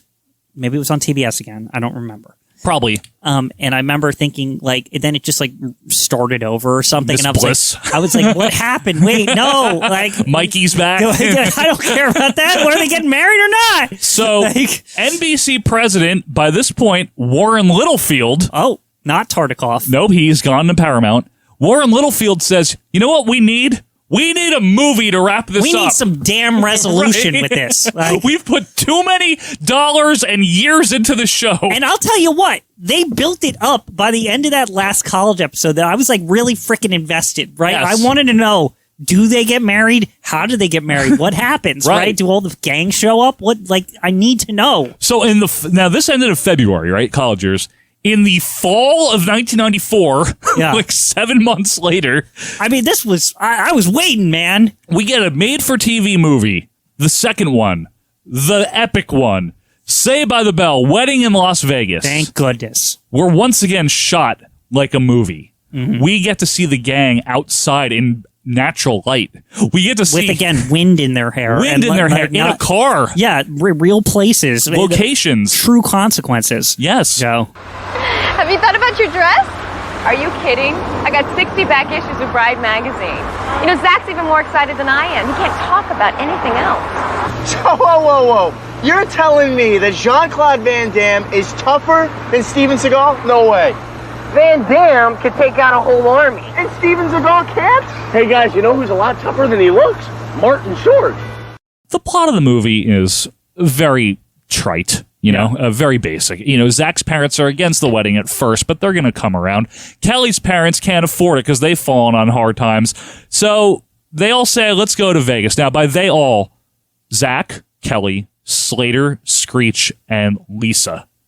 Lisa's in it. Okay, good. Jessie is not a main character, and I'll get to her. She's doing Showgirl. Yes, literally, she was filming it. She's in the bottom floor of the... Right. She's in Vegas. She's Don't in worry. Vegas. She's just not there. Right. Yeah. But she actually was filming Showgirls at the time. Isn't it kind of ironic that they were doing like the Vegas honeymoon thing, and like Jessie's also doing that, But she and they was so couldn't just excited. like, hey, can you like just for a day like come over here or something? You know, that's the best anti-caffeine pills PSA Yeah. is don't do that or else you're going to wind up in Showgirls. To be fair to her, I know she gets a lot of shit for that. I don't have a problem with it. That was like She had her for shirt off in it. But for in the 90s, Risque for when Jessie. that movie came out, Yes. and when she was in it, Yes. that was considered like a big role, right? Like it was like, oh, is Elizabeth Berkley going to be the like breakout, right? Well, she broke out all right. That movie did not succeed. No!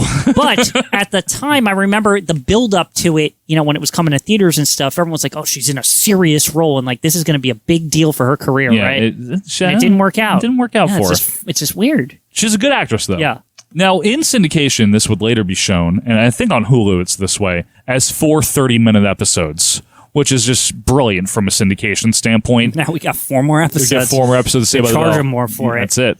And in this movie, because it was shot months after college years wrapped, in fact, it was shot during the OJ chase at one point because the cast said that they like stopped filming and watched the chase. So it was shot in the summer of '94. You can't get any more 90s and Right. watch it. We got to stop filming and watch the OJ chase. Everyone did. Zach has even longer hair, and Kelly has like the much shorter hair that she had like later. The bob. The bob thing. Yeah. The like bombshell bob. Yes. Yeah. So after a series of happenings and farce and hijinks, because it's a TV movie, anytime someone's going to get married in a television set, someone's going skydiving, like that happens. Somebody gets cold feet. Yeah, Like, there's it's cold all- feet. all of the things happen. Screech gets caught up in some bullshit. I'm sure the ring gets almost lost. Yes, Yeah, it's like, all the shit you can all think of the of. things that you can Yeah, think right. of happen at this. Always. But they do get married. Yes. And there's some nice little cameos. Jessie is there as a bridesmaid. There you go. After all, with Lisa. She took a break from Showgirls. Yeah, put the clothes on. Yeah. Zach, you better take care of her or you will hear from me. Anything but that. In the audience. Is that what it's called for a wedding? Is it an audience? I guess. What else would it be? I- Spectators? The guests. In the guest pool? Yeah, the guest pool. Mr. Rogers. Oh, he does come. He comes. Alex from college. Holy moly. And Mr. Belding. Yes. Well, he had to be there, right? He wouldn't miss it. This is so beautiful. I know. I love weddings. I was their suite mate at college. I was their principal. Would you two just cut it out? I was their resident advisor, you know. Meanwhile, while all of this was going on, Bayside didn't close. There was a new class. This. Now, we're not spending a lot of time on this, don't I worry. don't like this because every time I saw it, I was like, who are these people? Right. So and why is Screech here? Yeah, well, yeah. So this debuted September 11th, 1993. If you had never seen the new class, like let's just say you're listening to us now, you're familiar with Saved by the Bell, right? But you've never ever even seen the new class. The first season especially, but the whole series is like Quinn said, it's who are these other kids in Bayside? I don't Yeah. care about them. It's Saved by the Bell Jr. It is is, what though. it feels like. It's just like, what if we did this with other people that you don't care about? Right. But it is. Yeah.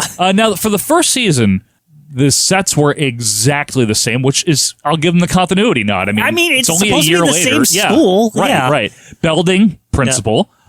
And they tried to match up certain characters. Like, the nerdy kid even has hair like Screech. There's the jock. It's all the stuff. However, for season 2, which is the 94-95 season, they did change the set somewhat. Belding got a different office. They changed the Renovation cast. show. Yeah, there's like some German guy as the main character in like What is happening? starting in season 2. And most notably, Screech returned from his show getting canceled to be like part an of advisor, or like he's a school advisor of some kind. He's initially on like a work study program at Bayside, but he eventually just they get rid of that and he's just Mr. Belding's administrative assistant. Yeah, it's like, how did he get through school so fast? And his hair, I know, and his hair gets really long and he starts talking like Gonzo or something, or no, he talks like some kind of Muppet where he's like, "Hi, now I talk like this." I don't like him because he's awful. He might as well just be a student. Like, he's so wacky and weird. It's so terrible. A bunch of nice kids hardly compare to the mean, craggy school board vampires. Have you ever noticed their meetings are always at night? What am I going to do? Like, honestly, you know what that show becomes? It just becomes Screech and Belding hijinks, and the kids are also kind of there. The buddy because comedy. we don't care about them. We only care about the characters we know. But you know- and when you only have Belding and Screech, that's what you get. You know what they're doing, right?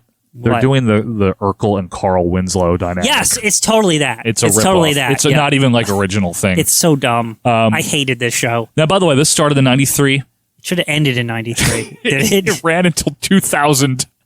What? What do you mean it ran until 2000? I knew you didn't know that. How many episodes of this are there? There's 7 seasons. Holy shit! Different cast, like come and go and everything. It's not until 2000. What? I remember the last time I saw this. I feel like what came on after it was like NBA Kids or whatever that have that no thing is, idea. where they would like Magic Johnson's like the NBA's good or whatever, and they like interview people. I forget that show. I don't know. Like, but this show sucked. Yeah, Like- the new class is bad. Oh my god! Well, 'cause it's- why was it on longer than the original? It was on 7 years. That's crazy. Can you just? I guess we need to step back and appreciate that it's a testament to the brand. the brand that it lasted that long, and the original cast for holding people's interest that long. To the true. original cast, I Yeah. mean. Now, Saved by the Bell lived on in nostalgia, and as people that were born in the 70s started to have talk shows, such as Jimmy Fallon, they would bring in 90s nostalgia, which was new at the time when we were, in our 20s. It was very exciting because I was Right. like, we'd always get 80s nostalgia for Yeah. like the longest time, and I'm like, what about my memories? Right, Damn it! right. Like, And one of the things he did, I believe it was 2015 on The Tonight Show, was the sketch where he is a new student at Bayside, and they got the fucking set, or replicated it.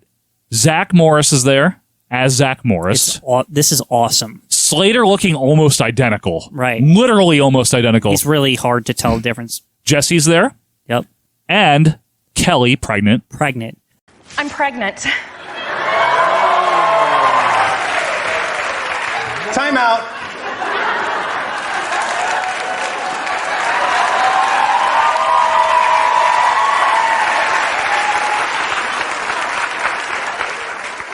Well, on the downside, I'll probably be grounded for life.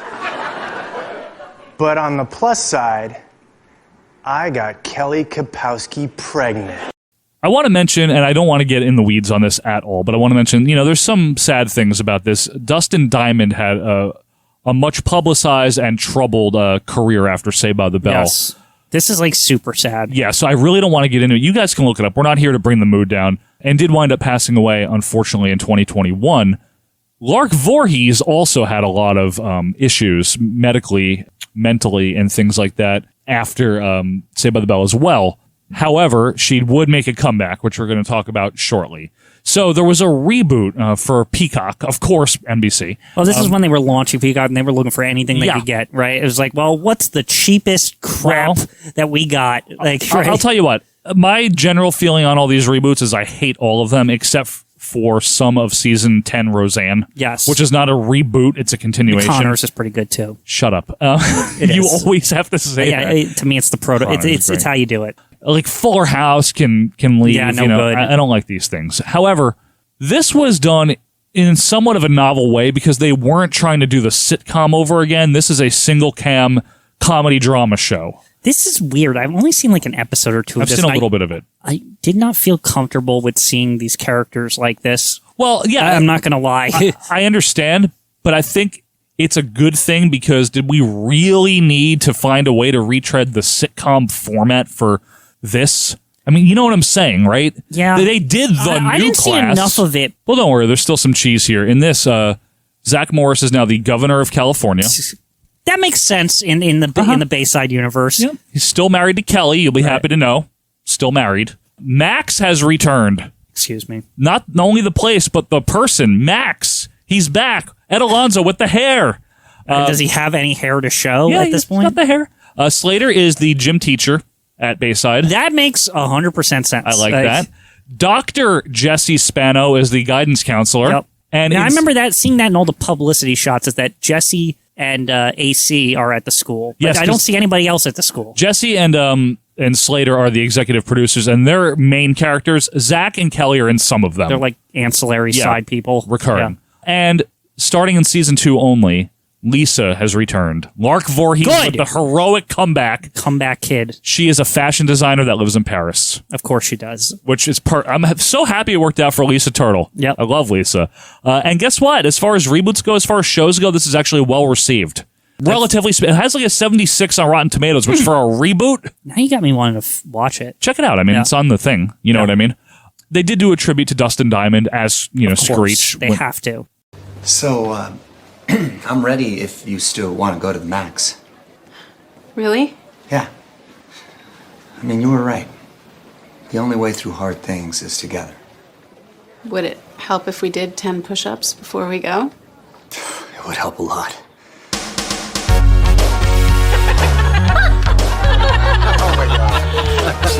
Hope you're hungry. You guys are the first to try the newest addition to the Max menu. Screech's Spaghetti Burger. Oh. Kevin? Hey. Kevin, you look amazing. Thank you. I've had some work done. Haven't we all? You know, it's a little weird, but great. Kind of like Screech. You guys remember the time that he got struck by lightning and was psychic for a week? Oh, and then you used his powers to cheat on a midterm? Yeah. Why didn't we go to like Vegas or stop the Gulf War? Hey, I'm still mad that little dweeb beat me at becoming Miss Bayside. Yeah, me too. Yeah. He was so funny. Yeah. To Screech. Screech. Screech. Screech. But overall, that's Saved by the Bell. There's some little traits that I just wanted, some quirks that I wanted to mention. Slater always sitting on a backwards chair. Sitting backwards on the chair. I thought that was the coolest when I was a kid. Didn't you? I loved it. Yeah, he definitely always sat in the backwards chair. I like that. Zach really was, though, Quinn, an asshole, wasn't he? Absolutely. Zach Morris's trash is almost its own topic because that was a... Funny or Die. So Funny or Die had I guess it was a YouTube series or it was on their site or whatever. Yeah. Where they would analyze entire episodes of Saved by the Bell, but only pick out the parts like in the episodes that would basically make Zach Morris look like really evil and screwed up. He did some horrible shit. Right. We're not mentioning it for sake of time, and but it's funny because when you collect it in that way, when you just only point out like all the shitty shit, because he does a lot of shitty shit all in one episode usually. Yeah, he's selfish, manipulative, he's conniving, and he gets away with it. Backstabbing. But yeah, it's never like it's not thought of that way in the it's not or it's not portrayed that way, right? Right. One of the things too that goes in line with that is the nerds, quote unquote, are treated so horribly by everybody, which wouldn't fly today, I don't think. But well, to be fair, there's Violet who they like cheer on getting with Screech, right? Yeah, like Violet, Tori Spelling. Like the girls, like, hey, we like nerds when it comes to Violet. Like, Yeah. we'll pretty her up, and then Screech will have a girlfriend. Is Screech supposed to be like the nerd that was just cool enough to break away from the nerd group? No. I think that Screech is like because he has like a side friendship with Zach, he's like brought into the group based on like past relationship. It's like grandfathered He's in. like grandfathered in. He shouldn't be in this crew, but like because Zach and him are buddies, right? Because it's touched upon plenty of times that Screech is getting like disgruntled with Zach using him for certain situations. He uses him a lot, right? And there's certain episodes where he just leaves Zach out to dry, like he's had enough. This is true. Like so, like yeah, like that's Screech is like why he's in the crew, basically. Okay. One other thing I want to mention too is these sets were actually reused, repainted, and redressed for 2 shows. That's So Raven and iCarly both use the Saved by the Bell Sound about hallways. right shows to reuse. Yeah, exactly. Sets. Yeah. And this is very much, if you've never seen it, folks, because we do have older viewers. If you've never seen it, it's your typical kids show where they're doing nothing. You know, they're at school, but they're never really in school. They seem to be the only students at the school that matter. Yeah. All authority figures are buffoonish and stupid, you know. And they're always kind of just, you know, farting around. And I guess because of that, it's all right. Yeah. That's the way I describe it. I don't love the show, but I can't say I don't like it. Overall, I generally just have fond memories of it, and I think it's. I don't know if it's worth for everyone to go back and watch it. Like, for example, I don't know if the kids of today would watch it and be like, "This is good." I don't think whatever, so, Quinn. but not at all. It just gives me like a warm, fuzzy feeling when I watch it. Are you sure it's not the caffeine pills? Yeah, maybe it's caffeine pills. But no, like, but I think you're right. And it's a place and time, right? I mean, it's a time capsule. I remember watching growing up while Same I here. was in school, and I thought that it was great. I watched it before high school, and it distorted my perception of what high school was supposed to be. And I Did you watched ever it, see any episodes during high school? Yeah. Because it was funnier to watch and I was during like, high school. this is not like my life Yeah, at all, yeah, man. it's like, this is just not it. No, but that's one of the things. It was escapism. It was lighthearted, with occasional Aesops mixed in, if you will, to teach the kids the lessons, try to get away with a little edutainment. And also misguided shit, too. And a lot of misguided shit, Yeah. yeah. But at the end of the day, it's all right. It's Saved by the Bell. There we are. Folks, let us know your memories on it. Did you watch the new class? Why? Did you like... Don't watch the new class. Did you like College Years? Give that one a try if you haven't. Yeah. The opening's really good. Very interesting show. Who's your favorite character? Is Zach really an asshole? I think so. You like the Malibu Sands. Right. Is Stacey Carosi good? Is Screech smart or stupid? Does Tori actually exist, or is she like a figment of certain characters' imaginations? All these questions you can answer to us on Twitter X at AWM Podcast. You can also join our group, Acid Wash Memories, on Facebook. But I want to let you guys know something. Next week, we will be back for something completely different.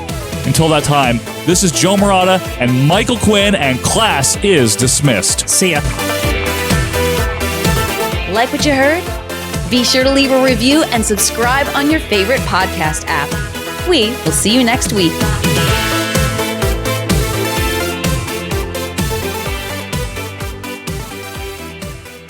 Lisa, why'd you have to be so nosy? Pick up that bag!